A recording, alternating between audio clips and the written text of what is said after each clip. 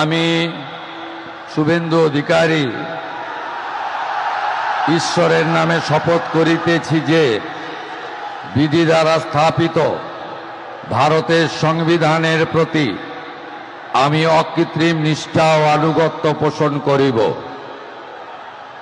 আমি ভারতের সার্বভৌমত্ব ও অখণ্ডতা রক্ষা করিব।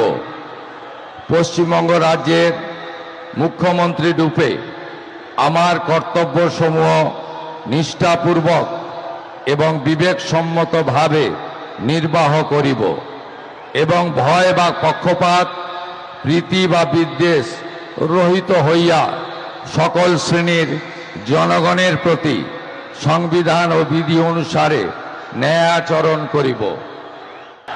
আমি শুভেন্দু অধিকারী ঈশ্বরের নামে শপথ করিতেছি যে পশ্চিমবঙ্গ রাজ্যের মুখ্যমন্ত্রী রূপে যে কোনো বিষয় যাহা আমার বিবেচনার জন্য আনীত হইবে বা আমি জ্ঞাত হইব, তাহা মুখ্যমন্ত্রী রূপে আমার কর্তব্যসমূহের যথাযথ নির্বাহের জন্য যেরূপ আবশ্যক হইতে পারে তদ্গতিকে আমি প্রত্যক্ষ বা পরোক্ষভাবে কোনো ব্যক্তি বা ব্যক্তিগণের নিকট জ্ঞাপন করিব না বা প্রকাশ করিব না।